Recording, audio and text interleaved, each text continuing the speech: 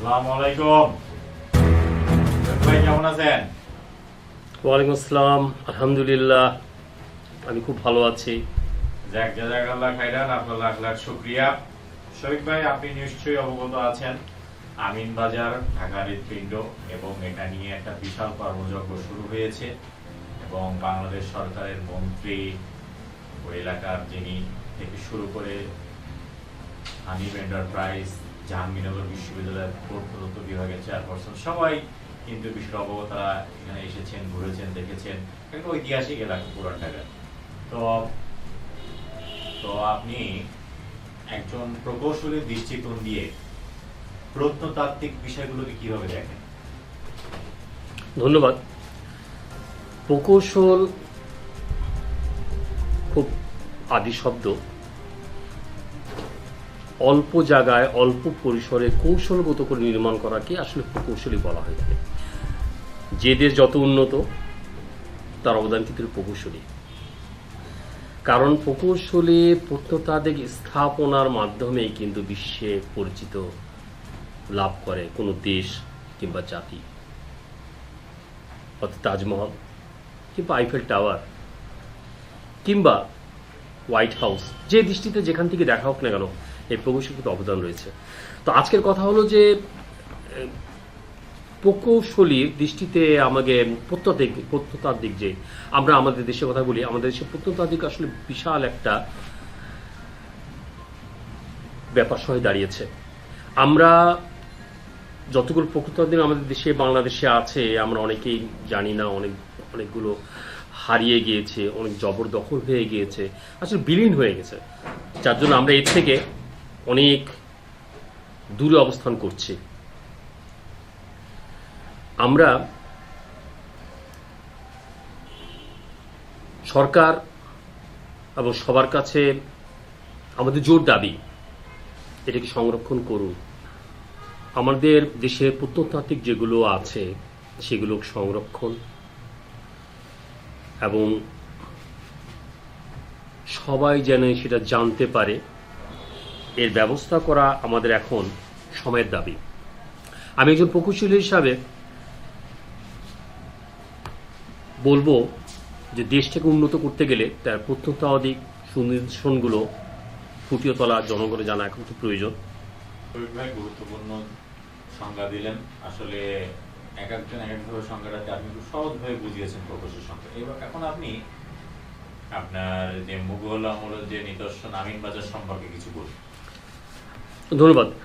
আসলে আমি এনডিতে প্রকৌশলী হিসাবে কর্মরত আছি এবং আমাদের এনডিরই একটা প্রকল্প রয়েছে আমিন বাজারে, এবং সেই সুবাদে এবং অন্যান্য কাজে আমাকে অনেকবার আমিন বাজার যেতে হয়েছে। আমিন বাজার বাংলাদেশে, বিশেষ করে ঢাকায়, একটা প্রাচীন ঐতিহ্য বহন করে। সেখানে সুদূর ইরাক হতে, আফগানিস্তান হতে, পশ্চিমবঙ্গ, ভারত কিংবা পাকিস্তান, বিভিন্ন জায়গা থেকে বিভিন্ন জাতি মানুষ তারা এখানে বসতি স্থাপন করেছিল। বিশেষ করে ইসলাম প্রেমিক মানুষগুলো একটু বেশি অবস্থান করেছিল বিদায় সেখানে অনেক নিদর্শন রয়েছে। আমিনবাজারে আমার জানার মতো এখনও প্রায় 54টি মসজিদ, মাদ্রাসা রয়েছে, তার যা কার্যক্রম এখনও চলমান, কিন্তু তার কিছু ঐতিহ্যগত আগের যে স্থাপনা ছিল সেগুলো অনেকটা ধ্বংসপ্রাপ্ত। কিছু জমিদার বাড়ি রয়েছে, সরকার বাড়ি নামে পরিচিত, কিছু দেওয়ান বাড়ি রয়েছে, যেখানে আন্তর্জাতিক পুরস্কারপ্রাপ্ত চলচ্চিত্র মাটির ময়না ছায়াছবির শুটিংও হয়েছিল। সেখানে তারা চেষ্টা করেছিল সে প্রত্নতাত্ত্বিককে ফুটিয়ে তোলা। নিজ পরিবার সম্পর্কে কিছু বলুন। কারণ আসলে পারিবারিক সম্পর্কে তেমন কিছু আসলে বলা কিংবা, আসলে আমি হলাম প্রকৌশলী, আমার নাম এম এ শফিকুর রহমান শফিক।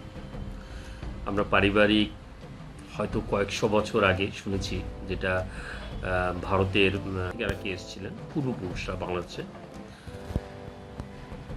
আমরা 5 ভাই।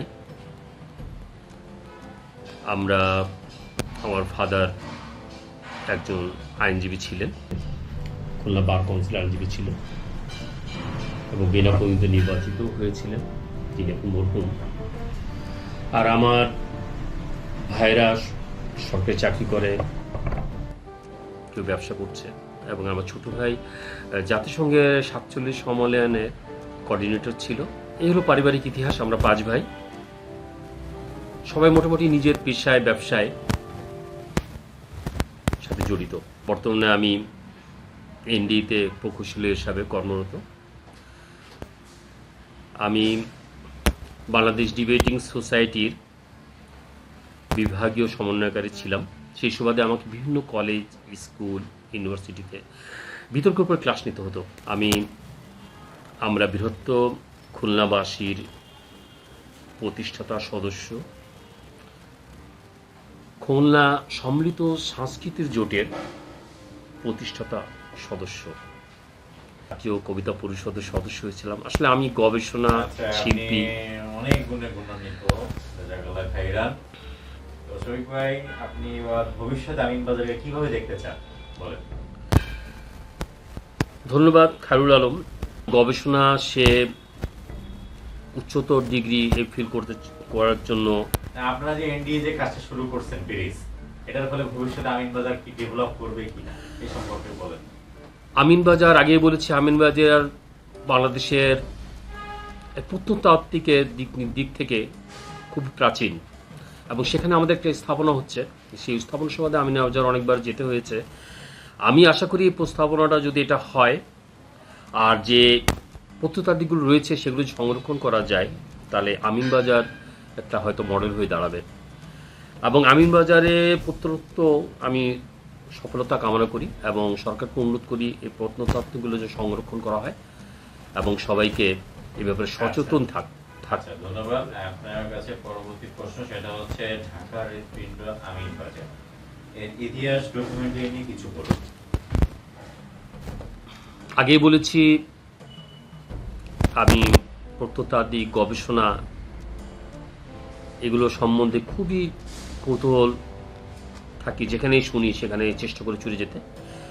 সেই সুবাদে আমিনবাজার থেকে আমাদের ছোট ভাই খায়রুল আলম যেই করছে, সে একটা গবেষণামূলক বই চিত্রায়ন করার চেষ্টা করছে। আমি তাকে সর্বাধিক চেষ্টা করছি। সে একজন বিতার্কিক ছিল, সেও ডিবেটিং সোসাইটির একজন সমন্বয়কারী ছিল।